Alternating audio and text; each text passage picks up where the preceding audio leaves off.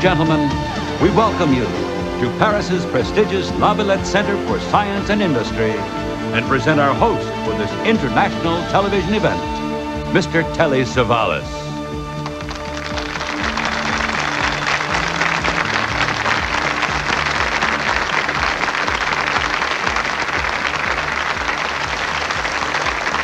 Welcome to Paris and to the adventure of a lifetime.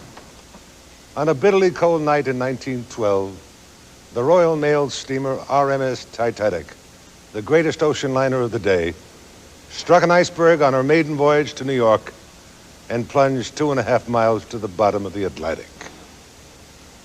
Of the 2,207 people aboard, 1,502 lost their lives. The worst maritime disaster in peacetime history. It was the end of an era and the beginning of a legend. Of the 705 survivors, some in the few lifeboats, some clinging to wreckage, most watched in horror as the enormous ship, lights ablaze virtually to the end, plunged to the bottom. When the Titanic disappeared on that cold April night, no one dared to dream any trace of her would be seen again.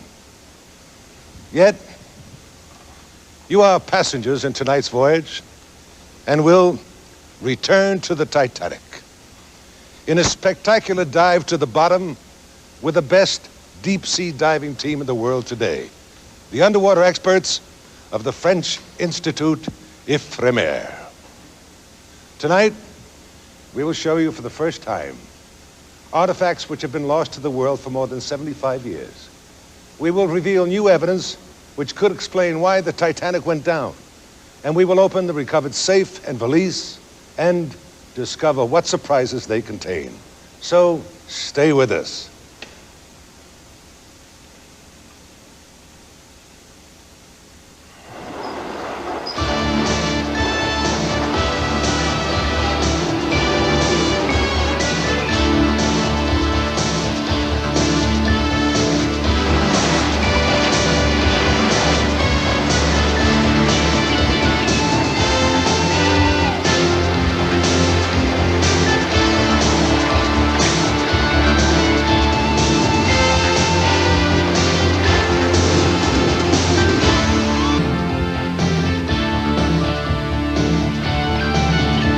Live from Paris, France, and the La Villette Center for Science and Industry.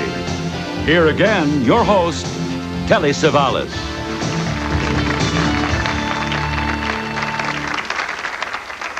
The Titanic was different. She was the biggest, the best, the most luxurious. You fill in the superlatives, she was all of them. Most of all, people called her unsinkable. When she went down, the disaster was so stunning that overnight, the word changed from unsinkable to unthinkable. The world learned a lot about the arrogance of technical expertise. Most of the rich during the Edwardian era never felt any reason to conceal the trappings of wealth. They wore their luxurious furs, their elaborate jewelry, like badges of honor and emblems of identity. The gowns required by a lady of elegance took weeks of handwork, embroidery, and beading.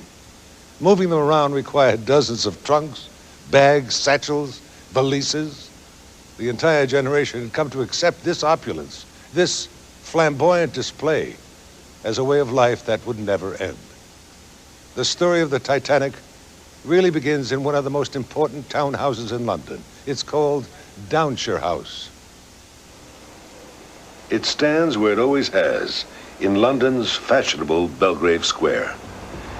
In May 1907, it was the scene of a very important dinner party. It was then the home of Lord William James Peary, chairman of Holland and Wolff, one of the great shipbuilding firms of Britain, and for many years, shipbuilders to the White Star Line, one of the world's leading steamship companies. And coming to dinner that night, J. Bruce Ismay, managing director of the White Star Line. Before the evening is over, they'll agree to build a series of transatlantic liners so enormous, they'll dwarf every other ship afloat. For elegance, comfort, and size, they'll be unrivaled. The Olympic and the Titanic will be the first two of these giant ships. They'll be built here at Holland and Wolff's yards in Belfast, Ireland. The green hills of Belfast still produce the army of shipbuilders Holland and Wolff have put to work for 125 years, here at its Queens Island works. It was at this location that the Olympic, the Titanic, and later the Britannic were built. By March 1909, in specially built gantries which tower over Holland and Wolff's Belfast yards, construction is well underway on the first ship, the Olympic. Coming fast alongside, her sister ship, the Titanic. So immense are these two liners that they occupy space normally used for the construction of 3 ships. Everything that goes into them is the best and often the biggest that money can buy. From their 30-foot panels of heavy steel plating to their 3-story high reciprocating engines, everything is state-of-the-art. These double-bottomed, triple-screw giants are built to be unsinkable. Lord Peary and Bruce Ismay do nothing to discourage the public's impression that the liners are, in fact, unsinkable. By the spring of 1911, the workforce at Holland and Wolff approaches 15,000 people, and the first 2 ships are nearing completion. Weighing in at 46,000 tons, the Titanic has become the largest moving object ever built by man. If stood on end, she would be even higher than the world's then tallest skyscraper, New York's Woolworth Building. Every link in her anchor chain weighs 175 pounds. It took a team of 10 horses to pull this anchor through the streets of Belfast. May 31st, 1911, more than 100,000 people turned out to see the Titanic launched. Now, if you thought a bottle of this excellent French champagne was smashed over the bow the day the Titanic was launched, you'd be wrong. In the long tradition of the White Star Line, none of its ships was ever christened, including the Titanic. At 13 minutes past noon, the release lever was pulled, and it took the Titanic just over a minute to slide gracefully into Belfast's River Lagan. The Titanic inspired many myths. One of the most fanciful of them involved the curse of the mummy case. In 1910, British Egyptologist Douglas Murray was approached in Cairo by a mysterious American who sold him a mummy case. It had been the casket of a 16th century BC high princess of Amun-Ra, a powerful woman in the cult of the dead. She had left behind an evil curse on anyone who despoiled her grave. First to feel it, the American who died before he could cash Douglas Murray's check. Murray laughed, but 3 days later, his gun exploded, blowing his arm off. Now, heading back to England, 2 friends of Murray's mysteriously died. Also 2 servants. Now, back in England, he gave it to a woman friend. Her mother died suddenly. Her lover deserted her.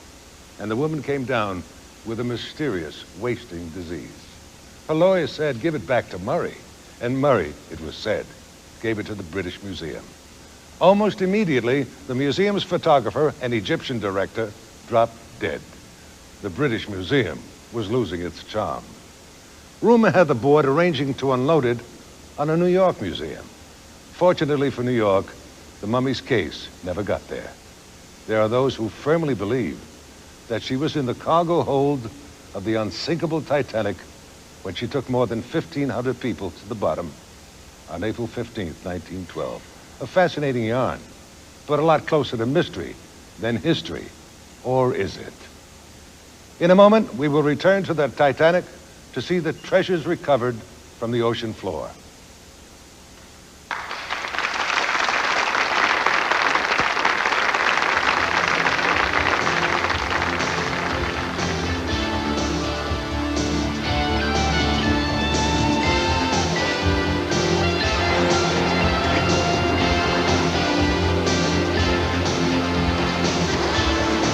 Prestigious Center for Science and Industry, La Villette.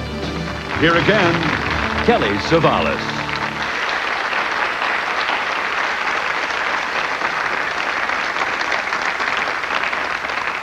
One of the most important men at the launching was an American, billionaire banker J. Pierpont Morgan. J.P. Morgan had a very special interest in the Titanic. In fact, you might call it a controlling interest. He held enough stock in the American corporation, which owned the White Star Line, to make the Titanic an American ship. Oh, by the way, J.P. Morgan will later change his mind and cancel his plans for sailing on the Titanic's maiden voyage. Holland and Wolff were determined to make the Titanic not only luxurious, but unique. It even had a French sidewalk cafe, which added to an already stylish ship, as our friends here say in Paris, a soupçon of panache. Edith Heisman was 15 when she was put off the sinking ship into a lifeboat. She, too, remembers the Titanic well. It's really a very beautiful ship. The staircase of the first class is really beautiful.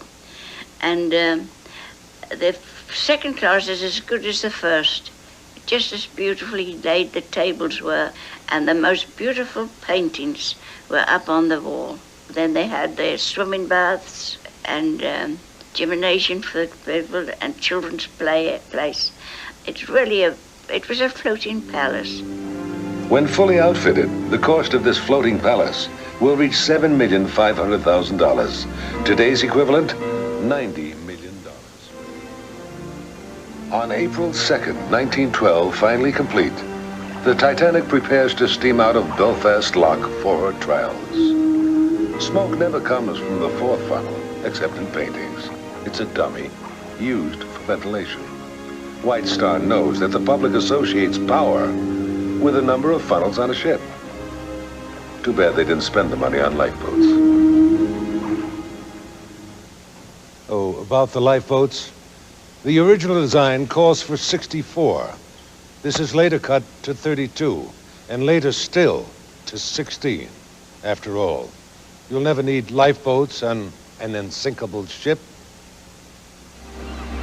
As the Titanic followed this route out of Belfast on its way to England, a smoldering fire was discovered in a coal bunker. As we will learn tonight, this fire could have a major impact on our story. RMS Titanic is under the command of White Star's senior captain E.J. Smith, who has delayed his retirement just long enough to take the ship on her maiden voyage to New York and back. With his distinctive white mustache and beard, his regal bearing and air of authority, Captain Smith is the perfect model of the British ship's master. The Titanic tied up at Beach 34 here in Southampton only once to take on provisions and passengers for her maiden voyage. For the 5 days before they arrive, the Titanic will be the center of furious activity. Crewmen assigned on by the dozens, stokers, trimmers, cooks, and waiters. Only Southampton's best sail with Captain Smith. Provisions enough for a town are taken aboard. 43 tons of meat and fish, 2,000 quarts of ice cream, 1,200 pounds of marmalade, 1,500 bottles of champagne and other fine wines. A cigar after dinner?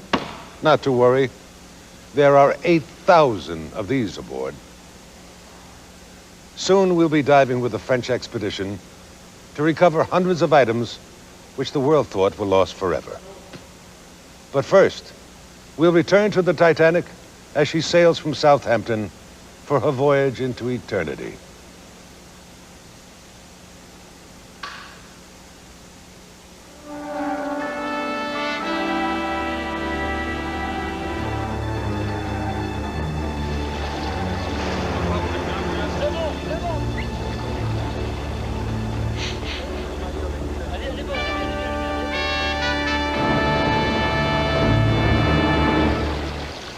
Sponsored in part by Quaker Oatmeal. It's the right thing to do. Live from Paris, the city of light, and La Villette Center for Science and Industry, here again, Mr. Telly Savalas. For those eager passengers who waited for Titanic's sailing day, April 10th, 1912 was a long time coming. But as the great day dawned, all of Southampton was charged with excitement at last. sailing day. The creme de la creme of society has arrived to take its place aboard the floating palace. Among the notables were this couple, Isidor Straus, founder of Macy's, and Mrs. Straus.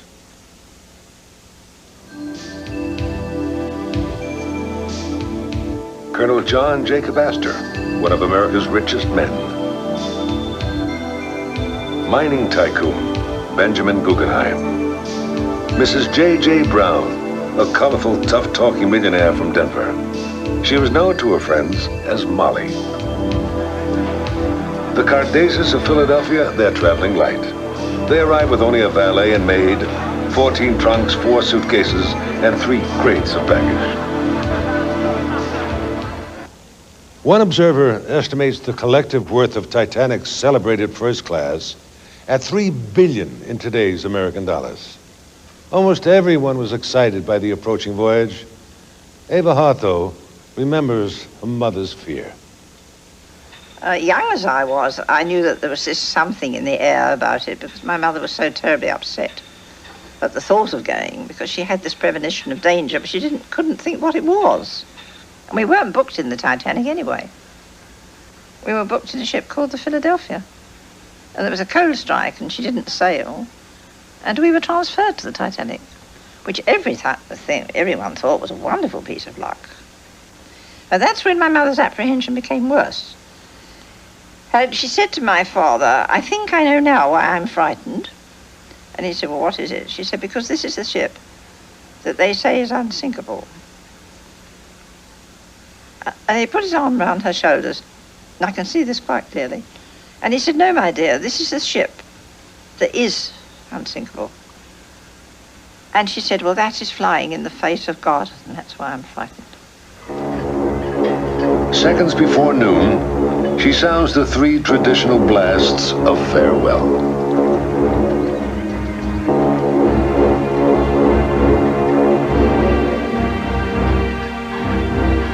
After calling at Cherbourg for passages, she's underway again for Ireland and a final stop at Queenstown before the crossing. As Ireland fades in the mist, their hopes and dreams are of the new world, not of the next. Time passes quickly for most of the voyage. The Titanic is following the Great Circle route. This northern route is the shortest and fastest way to New York. She gives her passengers the best band on the ocean and plenty to keep them busy. It's not inexpensive. For a 7-day crossing, her 4 top suites cost the equivalent of $320,000 present-day dollars.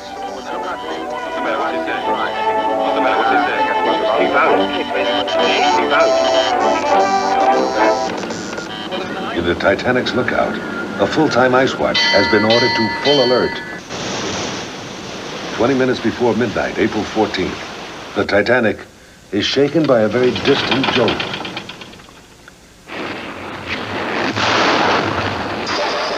Passengers above have no idea what's happening below the waterline. What is it? Iceberg, sir. I put her hard to starboard and reversed the engines, but she was too close. I splashed my drink. What will he stopped for? There's talk of an iceberg, ma'am. We are in a precarious position. We must be prepared to abandon ship. By midnight, Captain Smith knows the worst. In seconds, the ship has been fatally wounded. Despite the double bottom, the watertight doors, the compartmented bulkheads, despite the highest art of the shipbuilder, the Titanic will be on the bottom in less than 3 hours. Captain Smith also knows that the ship carries lifeboats for less than half the passengers. By 12:30, Captain Smith orders the lifeboats loaded. Women and children first. Bertram Dean was only a child on that fateful night, but he remembers what his father did. My father helped us into the lifeboat.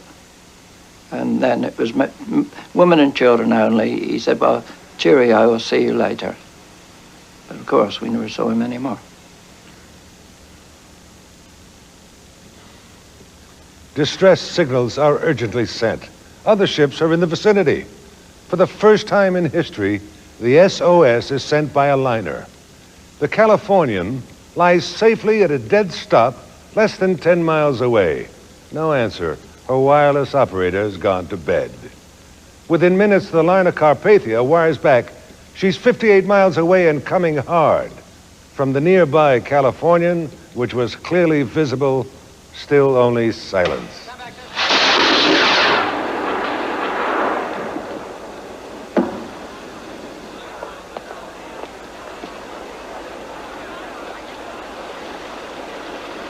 God help you.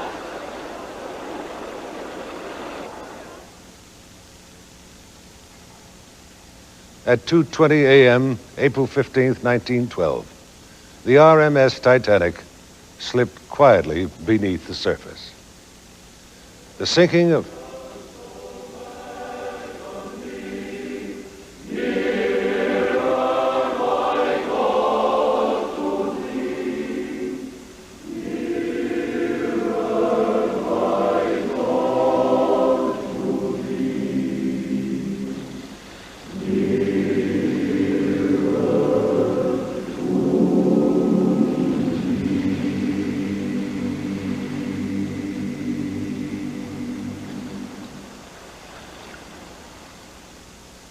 The sinking of the RMS Titanic began with a small jolt, but its impact rocked the world, and the aftershock is felt today. Nothing would ever again be the same. The world had lost its innocence.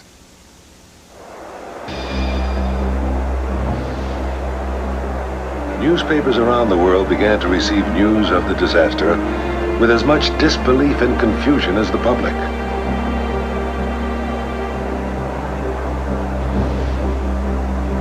On both sides of the Atlantic, relatives and friends besieged the White Star offices, desperately waiting, hoping, praying that their news would be good. It would be several days before the world would learn the truth.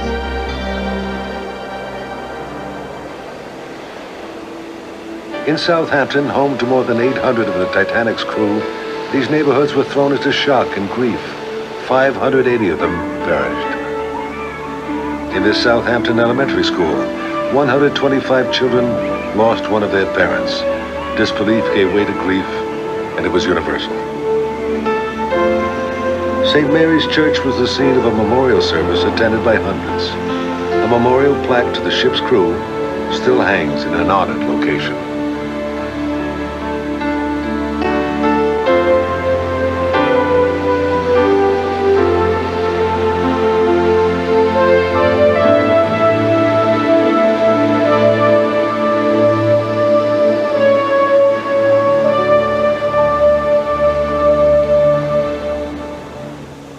In a moment, we'll return to reveal for the first time new historical evidence which may provide the real reason that a Titanic sank. We'll be back.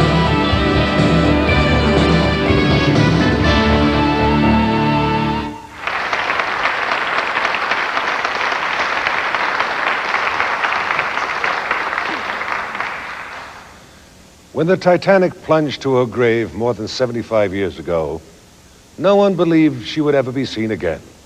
Until recently, most felt the Titanic was sunk by a 300-foot-long can-opener-like gash, ripped in her side as she grazed the iceberg.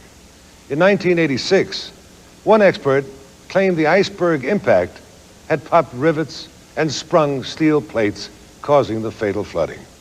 Now, for the first time ever, we've discovered and photographed the most startling new evidence since the disaster. A previously unknown hole at this point in the starboard bow.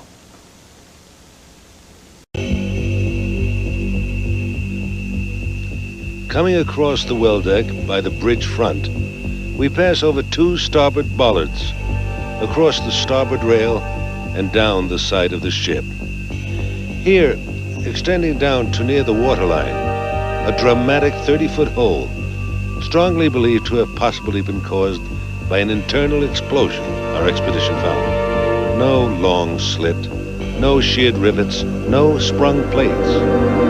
Here, in the most dramatic and revealing views, inside the bowels of the once mighty Titanic, we witness an area extending almost 3 decks down into the ship. This area is extremely difficult to pinpoint precisely, although it has been confirmed by naval architects at Holland and Wolff, builders of the Titanic, after examining the original blueprints of the ship, to be similar to an area above a reserve coal bunker. That bunker would lie at the bottom of the ladder, plainly in view.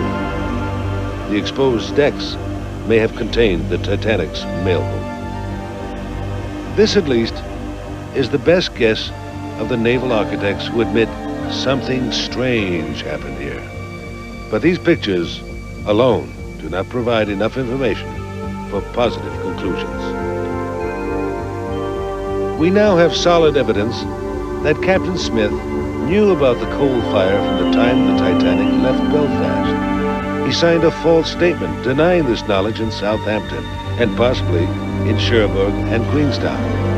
This long, smoldering fire now raises the question of a possible explosion at the time of impact with the iceberg.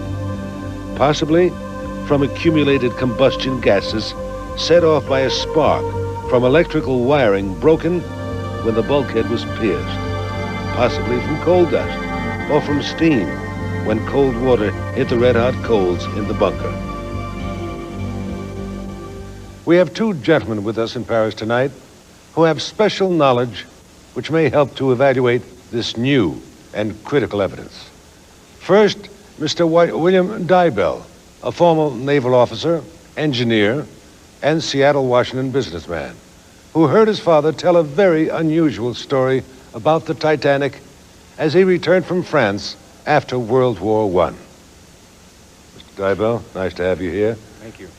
Tell me, what did you hear your father say, Mr. Dybell?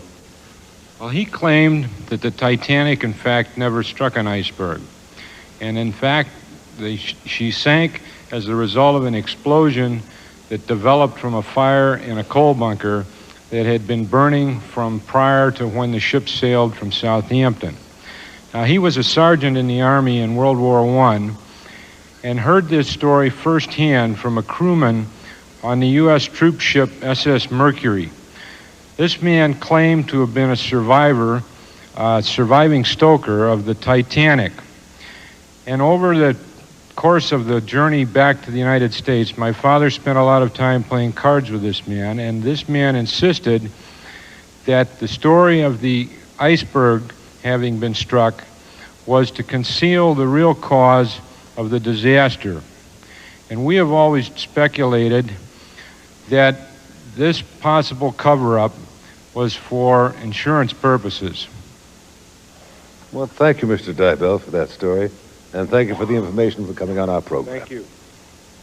Now we have Dr. Robert Essenhigh, professor of mechanical engineering at Ohio State University, and a noted expert on steam and coal gas explosions. Dr. Essenhigh, welcome. Thank you.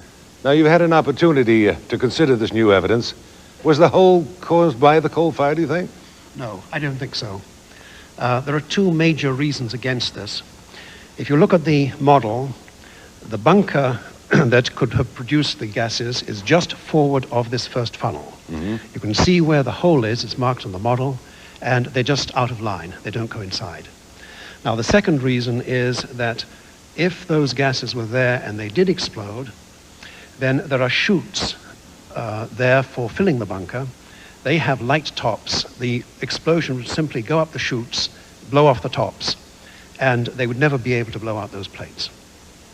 But I think one of the interesting things is that this bunker fire may have a bigger bearing on the whole accident than just may appear from this. There were something like 400 or 500 tons of coal left in the bunker at the time of that it sank. The fire had apparently been burning all the time, and I did a calculation and reached the conclusion that after about 4 or 5 days, that fire would be starting to accelerate. If the firemen fighting it thought at that time that it was getting out of control, and they reported this to the captain, it would only be necessary for him to believe it was getting out of control, and he would at that time have two problems. He would have the information that there was ice ahead, and he would also have the information about the fire escaping. So then he has a quandary. If he reduces speed to avoid the ice, then he could run the risk of a major fire coming out on the ship and burning the ship. If, on the other hand, he maintains his speed, obviously he has the risk of striking an iceberg. And that is quite a quandary. Yes, it is. Well, thank you, Dr. S. and I appreciate you coming on the program. Thank you very much. Well, scientists may not know all the reasons for this 30-foot hole for years. Its causes, its effects on the sinking will be the subject of lively controversy for a long time to come. Not until the French developed Nautil, the world's most advanced deep-diving sub, was this vital new evidence of the Titanic's 30-foot wound discovered. No previous expedition revealed this critical new information. In a moment, we'll be seeing this miracle machine, Nautil. This sparkling new center for science and industry here in La Villette section of Paris is the city's pride and joy, and rightfully so. This spectacular building, one of many which forms an entire cultural center, features exhibitions which encourage visitors to become participants in the very latest scientific and technical developments. There are no don't touch signs here. Most displays provide a hands-on experience for the visitor.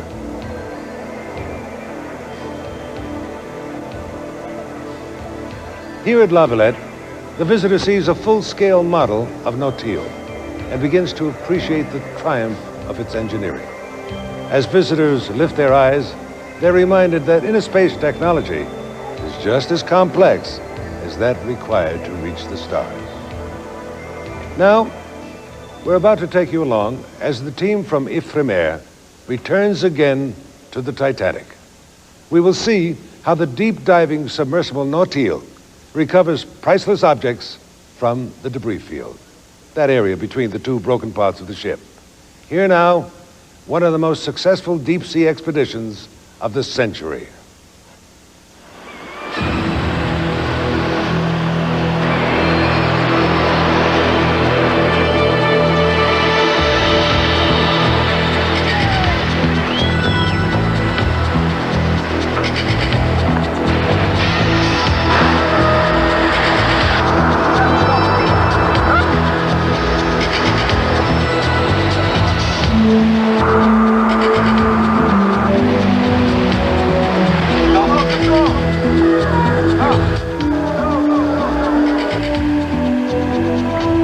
The expedition back to the Titanic combined all the elements of truly great adventure.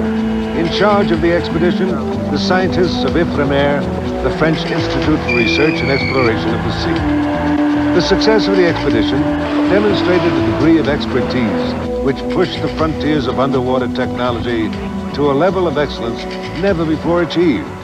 The expedition was headquartered on Ifremer's research vessel, Nadir. Among the experts aboard, Mission Commander Captain Cadenfleck, Submarine Captain Nargiole, world-renowned oceanographer Dr. Joseph McGinnis, underwater photographer Ralph White. Nearby Nadir is the big yellow ship Abe Supporter. It provides housing and supplies for the expedition, but most important, its crew has the dangerous job of launching and recovering the retrieval baskets. This vessel, the Nadir, is the mothership for what may appear to be just a little yellow submarine. It is named the Nautil, and in reality, it is the most sophisticated deep-diving submersible in the world today. Now 2 years old, it's only 25 feet long and 15 feet tall, but she took 7 years to design and cost $20 million to build. Now take a look at the front of this amazing submersible. Well, this is where most of the action takes place. The crewmen inside look out through these 3 portholes, and from there, they operate these 2 electronically controlled arms. They're used to recover a wide range of objects from the ocean floor, some weighing as much as several hundred pounds, others as weightless as a tiny teacup. Now, beneath these arms is a small basket in which some of the smallest items are placed. They're so good at manipulating these arms. I'm told the crewmen can practically thread a needle on the ocean floor. Elsewhere on the front of this Nautil, a variety of sophisticated cameras for still pictures and television, and a powerful 4,000-watt underwater lighting system. Any way you look at it, who would have believed it?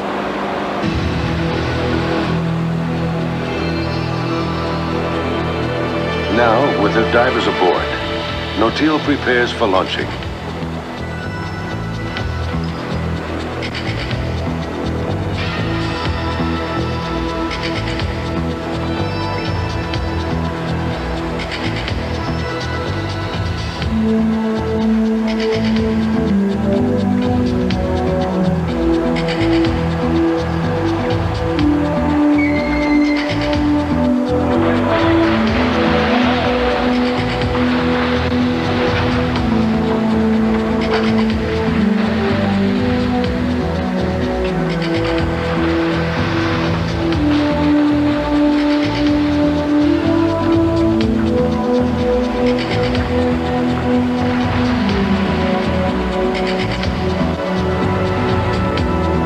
If the navigators have it right, the Titanic should be straight down.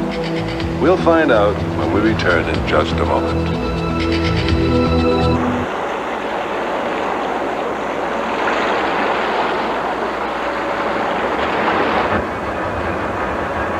This is the bridge of the Nadir, the command center of this expedition and headquarters for the submersible operations.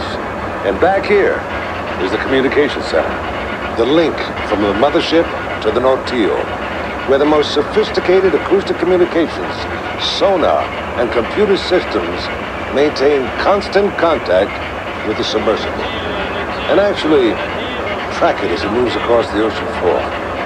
That's 12,500 feet below, 2.5 miles down. As Nautil descends, she enters a world of total darkness, of absolute silence. 2.5 miles down, the ocean pressure will reach an incredible 6,000 pounds per square inch. At Nautil's core, a 7-foot titanium sphere. Cramped inside, 3 divers and a massive array of guidance, navigational, and communication equipment. The co-pilot and observer recline while the pilot sits. All 3 look out through portholes of foot-thick glass. Prior to the dive, Sub-Commander Nargiolet and photographer Ralph White plan a mission. The sub will drop here. Yes. And maneuver in towards the bow section of the Titanic, and most of its operations will be on the bow. On the bow, yes. Transponders, small sonar devices which emit pulsing signals, have earlier been placed on the bottom. These signals are used by the Nadir and the Nautil to home in on the Titanic. Do you think we can go up and check the bridge today? See if there's a bridge under that overhang? Yes.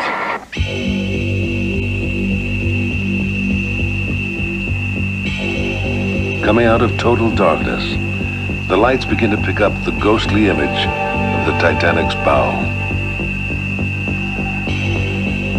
No matter how many times one dives to the Titanic, the sheer power of the sea, of what she's done to her, leaves you in shock. Looking down, we see the auxiliary anchor nested right next to the boom.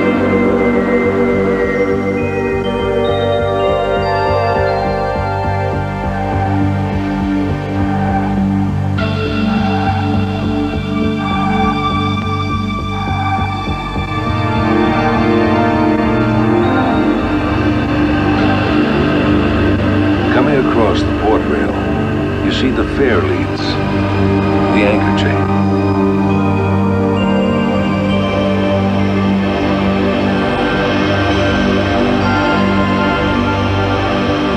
The bow anchor is almost covered by the rivers of rust pouring down on it from the hawser pipe. In a few years, there'll be nothing left in the shape of an anchor. Using a brush, the Nautil's robotic arm gently sweeps away 75 years of rust from the port bow. Slowly the letter A appears. Then a T. You can barely see it. the name of the ship is definitely there.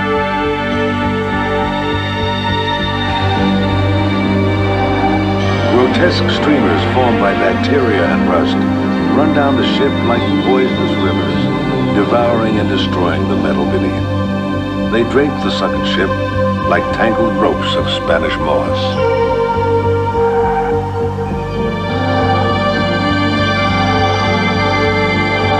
Coming up from the port side, we cross over the anchor chain and the main deck, which was once rich teak, now all eaten away by wood-boring organisms. This bow section is the only part of the Titanic that remains somewhat intact. The last part that reminds us of Her Majesty.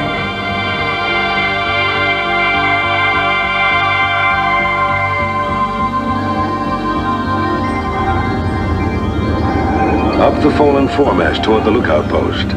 It was from here the two men first saw the iceberg that would do this great lady in. Below it lies a wing bridge, crushed beneath the fallen mast. Farther up the mast, we see where steel was joined to wood, creating the fabulous height of that mast.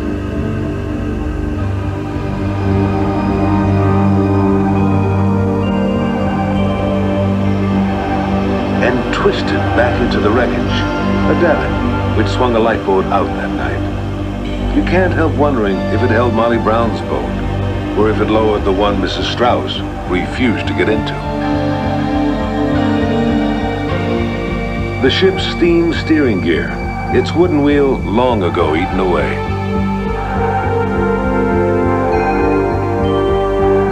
Below the port wing bridge, one of the ship's engine telegraphs. Whoever used it to signal the engine room to a full stop reacted too late.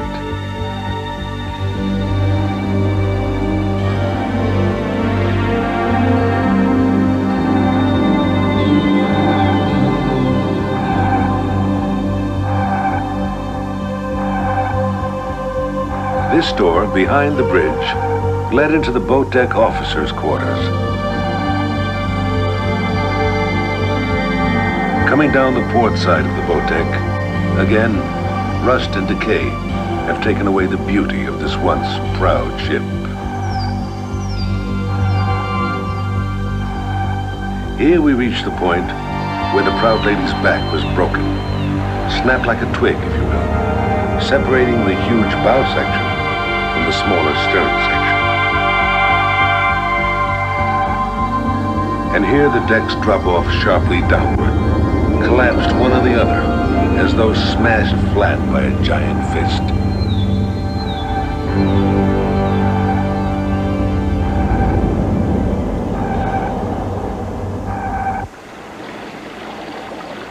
While no one can accurately describe precisely what happened the night the great ship sank, the wreck does provide some clues.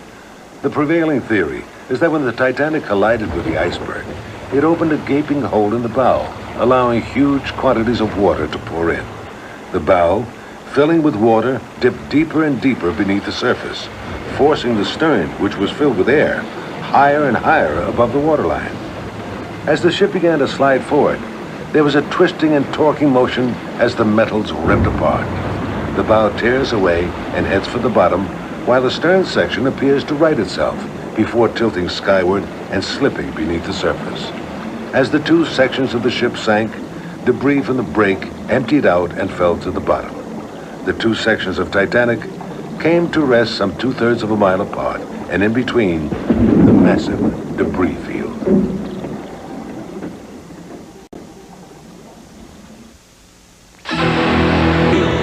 One of the giant 3-story reciprocating engines.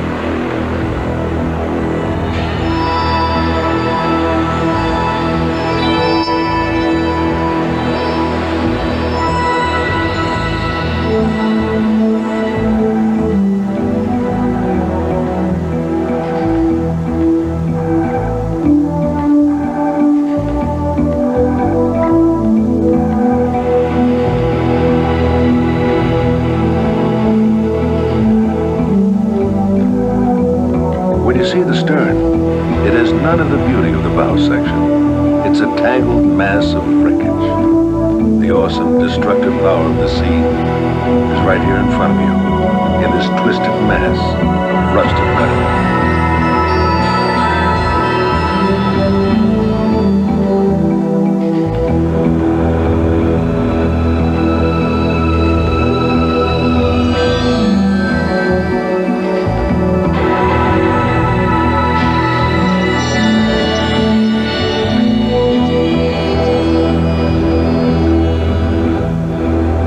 Finally, beneath the stern, one of Titanic's 3 giant propellers, seen for the first time by anyone since the ship was launched, and now half buried in the mud.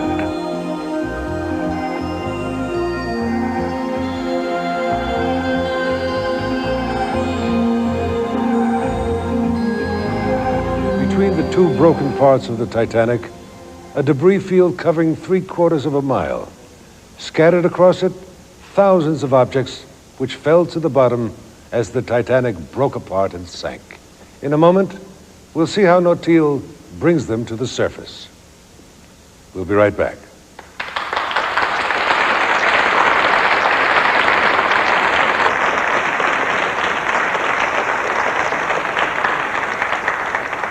Welcome back to Paris and our return to the Titanic. The support ship Abbé does much more than supply Ifremer's expedition team with toothpaste and groceries. Abbé helps lower and recover the wire cages used to retrieve large and heavy objects. The recovered artifacts must be protected from exposure to the air and are stored in freshwater tanks until they can reach the preservation and restoration experts of Électricité de France, EDF, here in Paris. Recoveries by Nautil from the debris field virtually filled the Abbé's holding tanks. Now let's see some of the things being saved from destruction.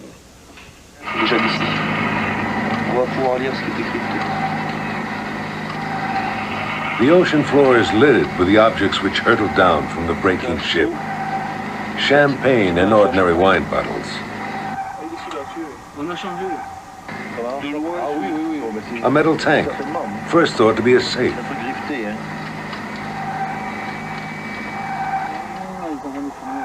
A leaded glass window from the first-class salon.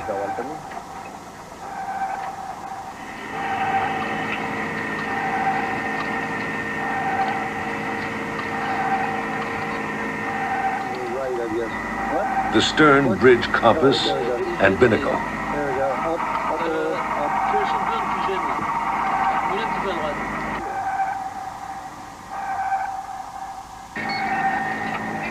Nautil's articulated arm gently plucks a light fixture from the wreckage.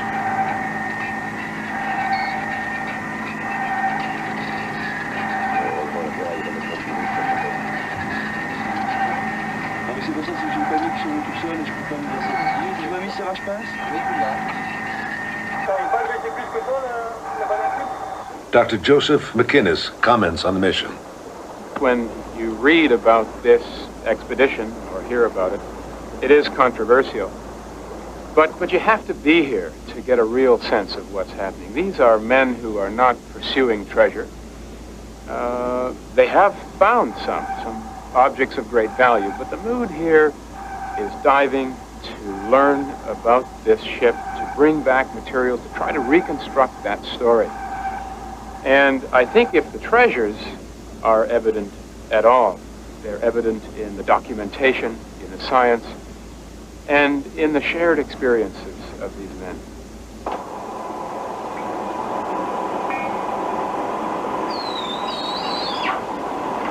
Although many smaller items were placed in Nautil's own small basket, the larger pieces required special transfer cages equipped with transponders. They were deployed near the site the sub would be working, in the debris field.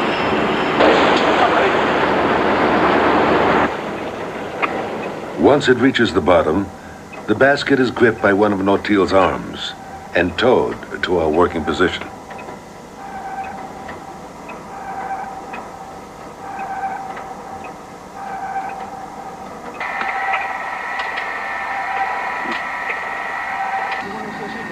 Nortil approaches one of the stern bridge telegraphs.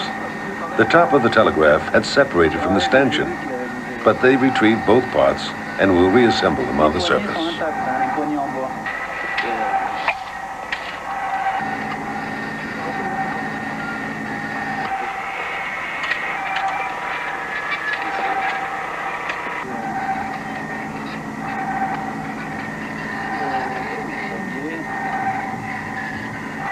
Un peu à gauche.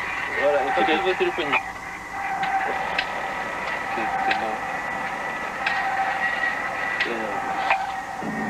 When the basket is full, its ballast is removed, making it rise to the surface. Transponders guide the Abbey supporter and the recovery team to a position close to where the basket will surface. L'immersion 1000 mètres, 1000 mètres.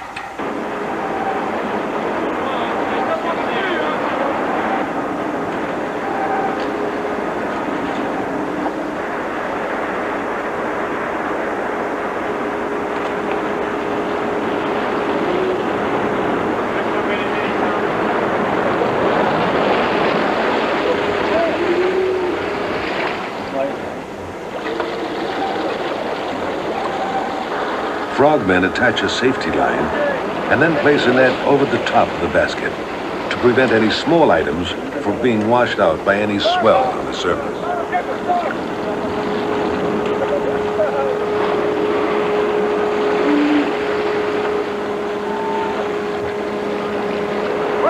Spring lines are then attached to the basket to prevent it crashing into anything, ship or crew for that matter. A 1,500-pound basket swinging free could cause serious injury to the artifacts or to any crew member in harm's way.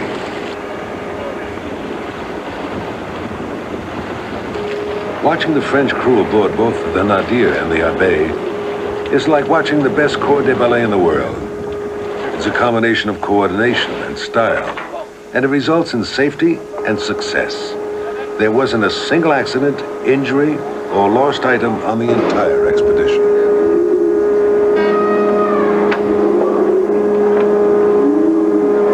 This huge piece is a telegraph, and this is used to transmit the orders from the bridge to the engine room. Well, as you can see, from the bridge the order was stopped, and obviously there has no answer. The order has not been executed because this indicator is still on slow ahead, or dead slow. It's a deck light made out of solid brass. Still see the inside. Glass is a little cracked, perfect condition. This is the binnacle which held the compass on the stern of the Titanic. Okay. Got it?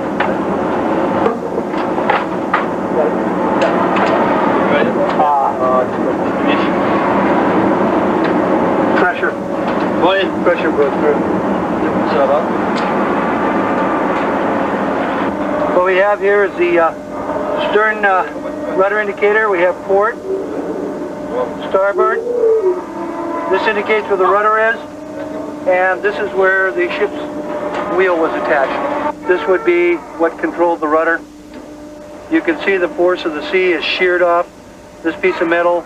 Also, it has sheared all the bolts that mounted it to the wing, or to the stern bridge of the Titanic. But it survived in one piece. We now have the complete stern bridge. One of the most fascinating items, as well as one of the most difficult to recover, was the assistant purser safe. When we return, we'll see how this heavy safe was raised 2.5 miles from the bottom of the North Atlantic. Stay with us.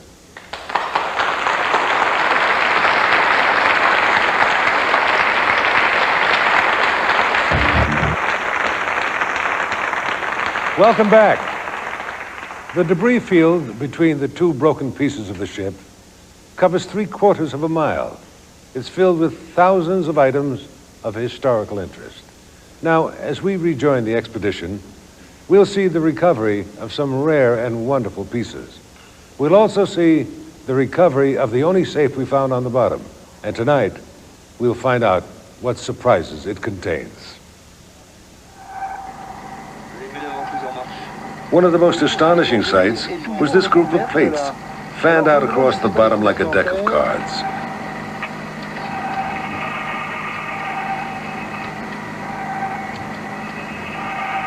After more than 75 years on the bottom, they look as though they could have been placed there yesterday. The suction device at the end of Nautile's robotic arm gently retrieved every one of them without damaging or losing a single plate.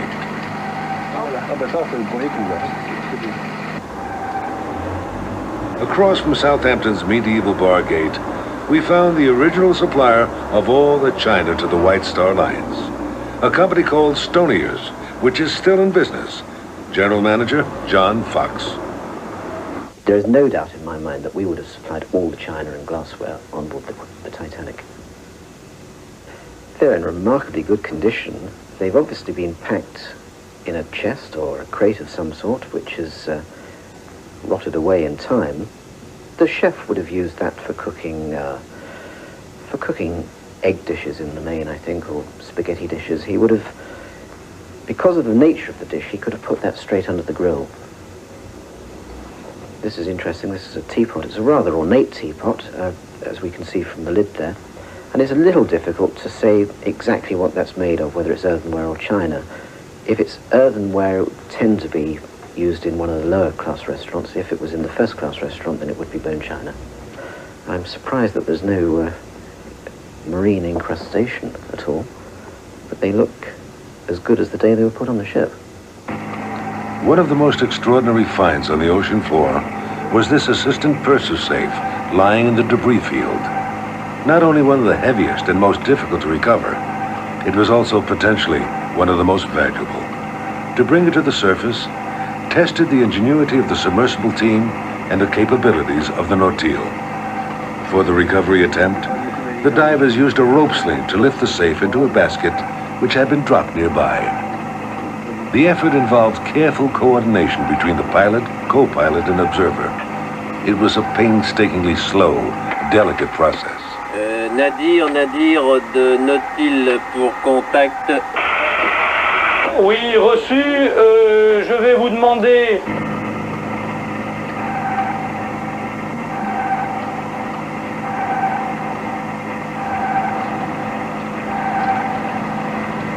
When the Nautile reported it had the safe secured in the basket, the recovery team on the Nadir went into action. The Zodiacs with the frogmen were launched, and all eyes studied the surface, watching for signs that the recovery basket had completed the long and treacherous trip from the ocean floor.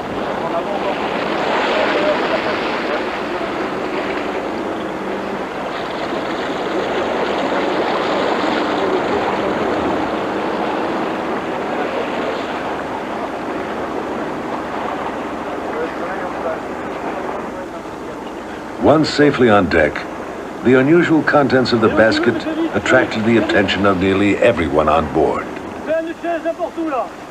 To protect it from the air, the safe is immediately wrapped and will be stored in fresh water. Captain Roark displays the manufacturer's medallion. This is the plaque which was fitted on the safe just recovered. As you can see, it comes from Thomas Perry & Sons Limited, Belsen. After the safe is secured on board Nadir, Nautile completes a nearly 2-hour ascent to the surface. Like most of her dives, this one has lasted 12 hours. Frogmen attach tow lines to move her into position for recovery. Out of the shared experience of this 2-month French-American expedition, a friendship and camaraderie has been forged with bonds stronger and far more enduring than steel.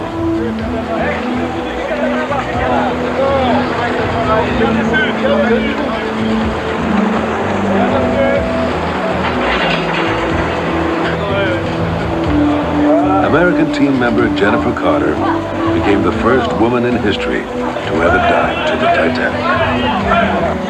This French initiation welcomes her into the club. After the kisses, an egg shampoo. Quickly followed by a bucket of bilge, or so they say.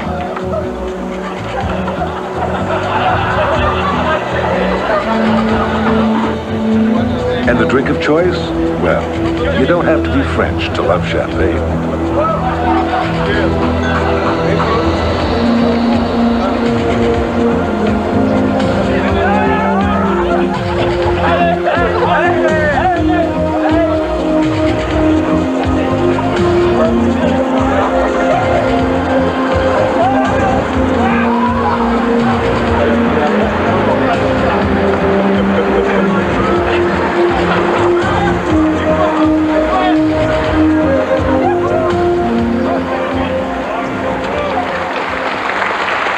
The records have been totaled, and they tell a story of amazing accomplishment. In all, the Nautil made the 2.5-mile descent 32 times and spent more than 160 hours on the ocean floor. During that time, thousands of pictures and over 60 hours of video recorded the story of the Titanic today. And more than 900 artifacts were brought to the surface. These items will be scrutinized and analyzed for years to come. Hopefully, one day, they may tell us even more. Everyone agrees this has been one of the most successful expeditions of all time. In a moment, we'll be back to take a closer look at the artifacts and the opening of the safe from the RMS Titanic.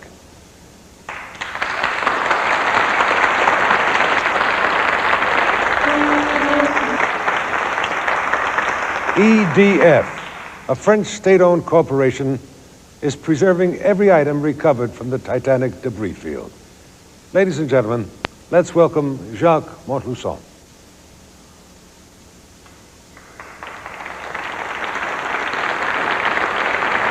Hello, Jacques. Hello. Now, you brought a tape that shows how the preservation process works. Will you explain this for us, Jacques?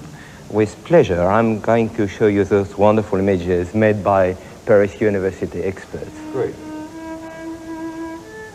So, there are so many artifacts that we have to classify them on computer and to analyze them, like this glass case, which we shall first analyze under a microscope in order to see which is the state of the fibers of the leather. And after that, we shall determine the treatment. Here are the papers, probably banknotes. And we analyze them again. We observe them, we clean them a little bit. And here you will see the fibers of the papers. And we decided to treat them using electricity. The electricity will clean them deeply. We put them in an electrical field, and they are cleaned, deeply cleaned, like this one, $1, I think. The porcelain and the glasses just need a simple cleansing operation. That's much easier. But the metallic artifacts, like this button, are in real danger. Here, under the microscope, you will see the white star emblem. The white star exactly as a starfish. And look how it is corroded. Look at that. It's really corroded, it's in real danger. It's really corroded, it's in real danger. Without treatment, it wouldn't bear a contact with the air. So we have to treat them by electrolysis, and now they are treated.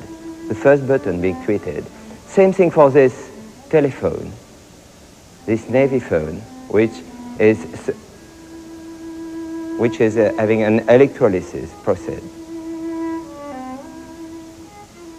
And the best example is this ladle here, which is in very bad condition, as you can see. It's full of concretions, And here you will see the process itself. It's really live. You will see the impurities extracted in front of you by electricity. Look at them. Here they are. And after that, this ladle will bear the contact with the air. Look at it. And this cherub, a wonderful piece, which is apparently in very good condition, but the metal itself is poisoned, and we have really to purify it.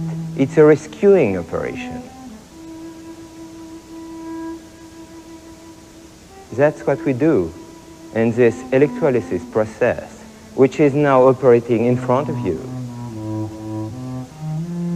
The electricity will gently and deeply extract the destructive chlorides. After that, this cherub will be saved.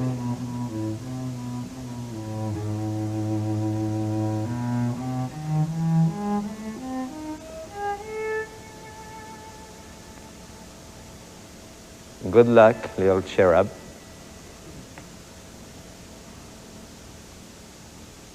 Well, that's just great, Jacques. Congratulations on the work your organization is doing. I see the ladle there. It does look like a new piece of merchandise after the treatment. Let's see, what other artifacts do we have here? Oh, the bell. You know, the way I think, that could have been the bell that sounded the alarm for the crew and the passengers aboard the Titanic, but I doubt it. It's a little small. The telegraph. There we go. And I understand that this was recovered, and it was on the go button, the telegraph.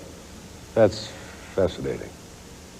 Now, this ship's telephone may have been used to convey Captain Smith's last order to his officers and crew. Be British, lads, be British. You know, among our black tie audience here in Paris tonight, we're fortunate to have with us 4 world-renowned experts. Coins, Sabine Bourget. Currency, Yasha Beraziner. In jewelry, Veronique Maharop and Max Pilgras.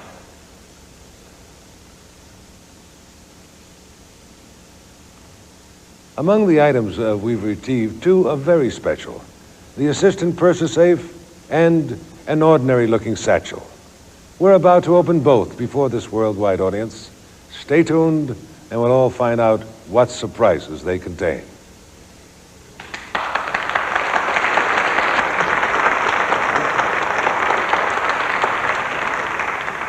We are joined now by Robert Chapaz, chairman of Taurus International. As you know, EDF has been protecting and preserving all artifacts from the moment each one left the sea. We found one safe at the Titanic site. It appears to have been the safe of the assistant purser. For the first time, you here in Paris and our audience around the world will discover what surprises it contains. The assistant purser safe has been partially restored and placed inside this outer safe by experts in order to prevent further deterioration and to secure its contents. We're now going to open this first safe. Officer, please.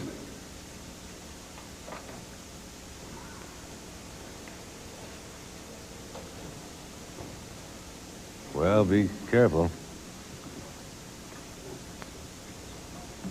Oh, I see. Inside, looks like a recovered satchel. And that in itself is almost a miracle.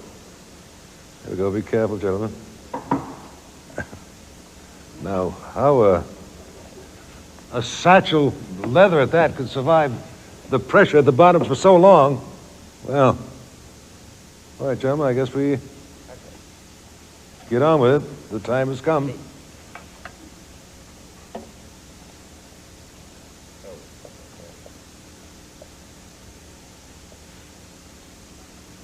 Now, what is that? Probably banknotes, I think. Banknotes? I suppose. They're tied up. They're I attached should together. recognize a Yankee dollar when I see it, but I don't. Okay. That's quite a lot. Oh, other paper, probably. Oh, yes, that's a good idea. No, Hey, no, perhaps who's une going to handle grande- the cash? Une grande tout de suite, pas derrière. All right, great. You look at those and inspect them, and I'll be back, and we'll get your opinions on more paper money. Yeah. Yeah. In quite good condition. Oh. No. This is a purse. You'll have a job on your hands. Careful. Open it now. Okay. Okay. So. Okay. Oh, what are these things? Yeah, yeah. Okay. Uh-huh. Put that in here as well? Okay. Probably. Il y a d'autres choses. Now, who's going to handle this? Boîte. Ladies first. Boîte pour billets. Grande. Grande. Still, notes. More notes. More cash. Yeah. Yeah?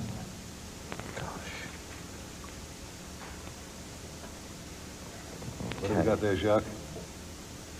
Give me a small box. Probably. Let's see the tie camera see pin. that. Four ties. Four ties? Yeah. Yeah. In grande. And that's the lid of a box with initials. No, Yeah, it's I open. think perhaps you better open this. We got initials there? Yeah. Okay. It Necklace. looks like Maybe. RLB. RLB. Well, let me bring these things over here. J'ai encore besoin Now, de you look papier. at the cash right there. On peut faire un truc Do you want to be looking at this and see what's in there?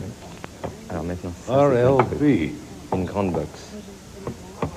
Okay. This as well. Purse. Small box, please. So you're taking it out of there, are you? Yeah. Yeah.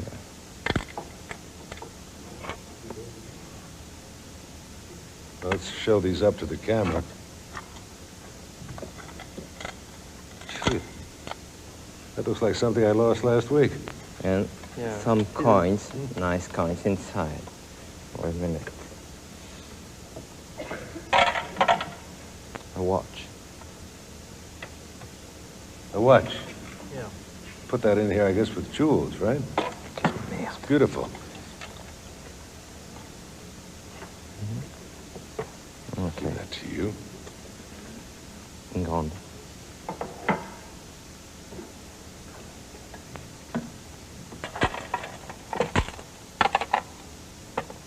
Ici, du coffre des tas de choses. Here again.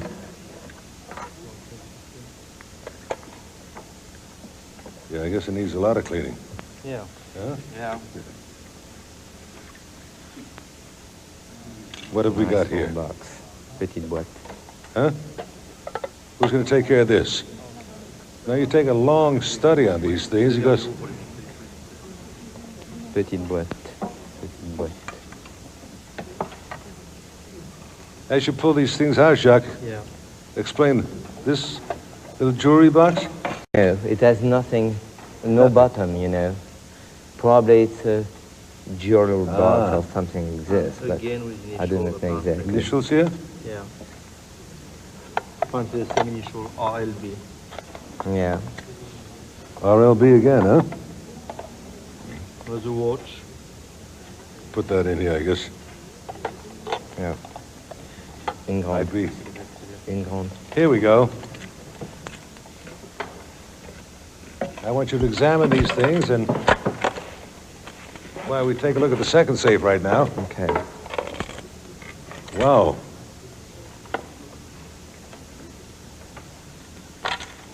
Great.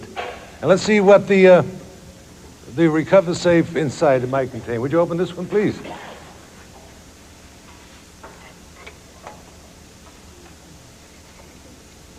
Jacques.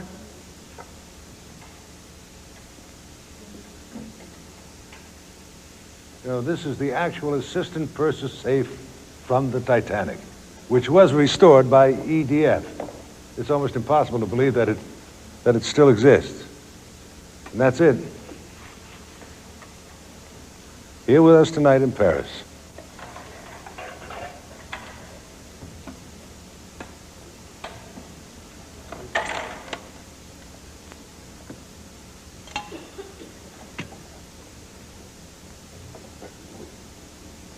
And what do we got in there?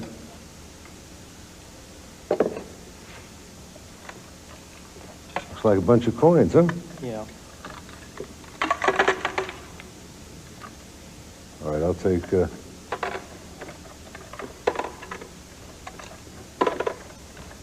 That's great. You need to open the bag. Oh, yes? The bag. You better do it then.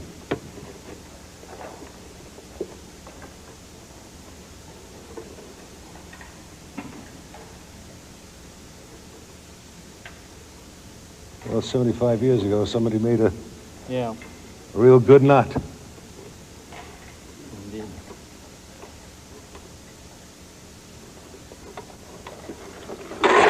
Oh, yeah.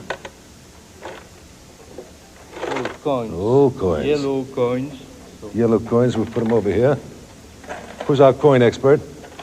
Madame? Here we go. Boy. Huh?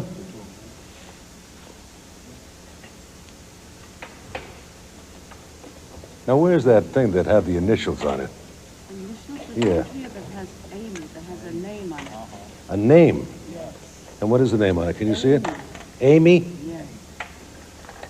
Amy. Amy, a little diamond. And this one here? Or Annie. I'll try to open it. All right, in our computer, we have the name of every passenger on the Titanic. When we return, our computer check will hopefully identify the owner of these items. And we will also hear the exciting analysis of experts on these priceless recoveries. We'll be back in just a moment.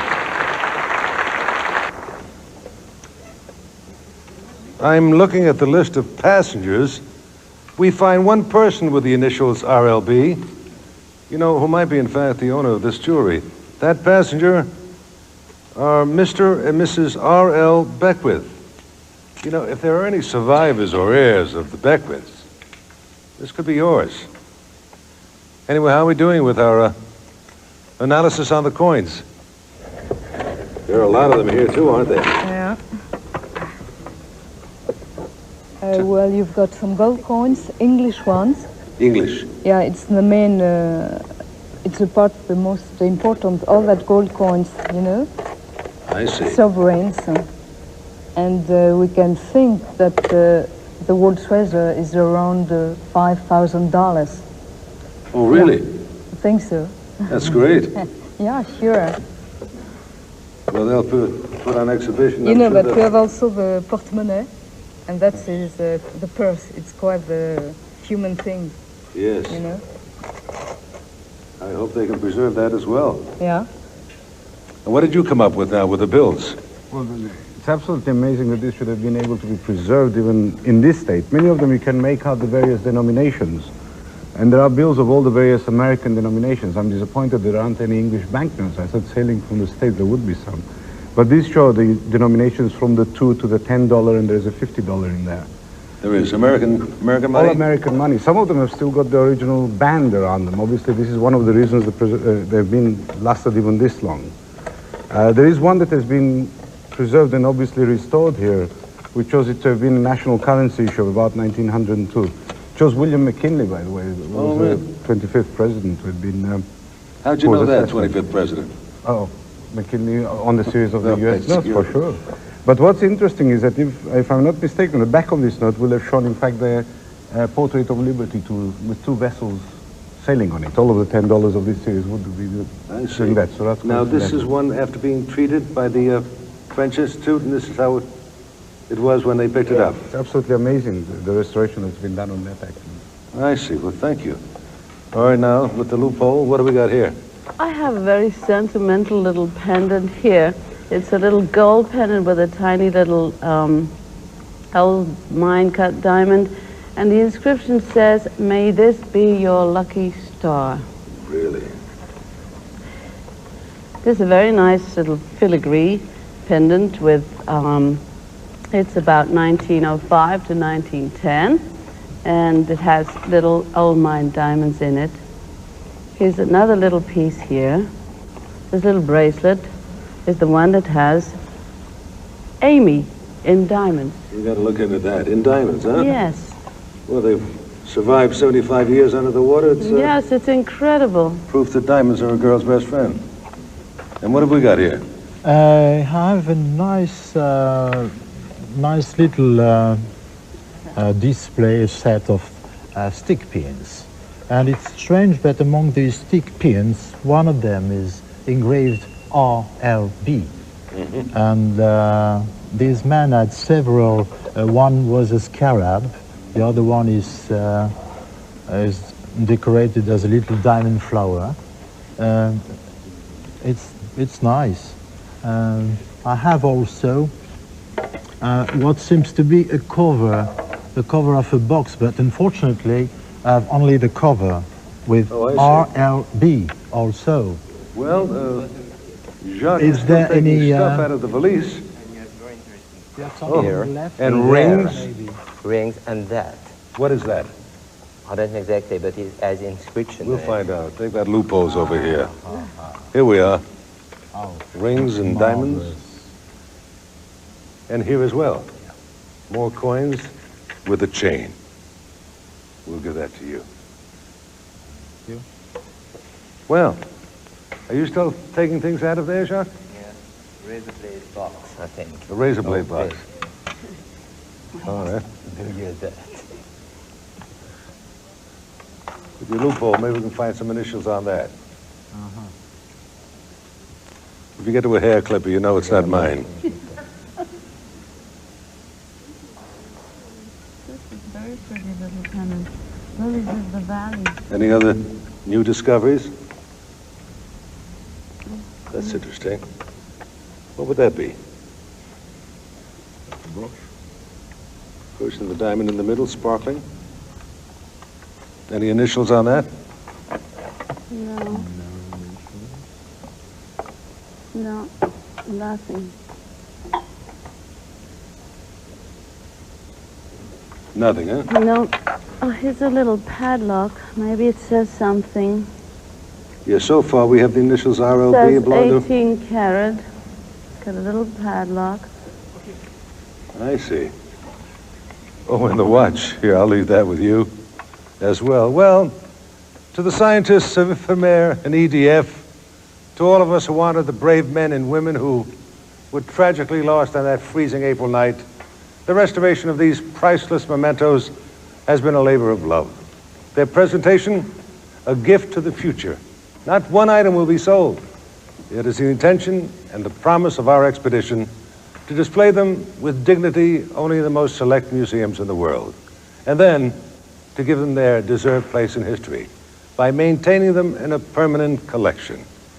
And now the time has come to thank all of you here tonight, to the wonderful people at La Villette Center for Science and Industry, to our honored guests, to our audience across the world who shared this very special event with us tonight.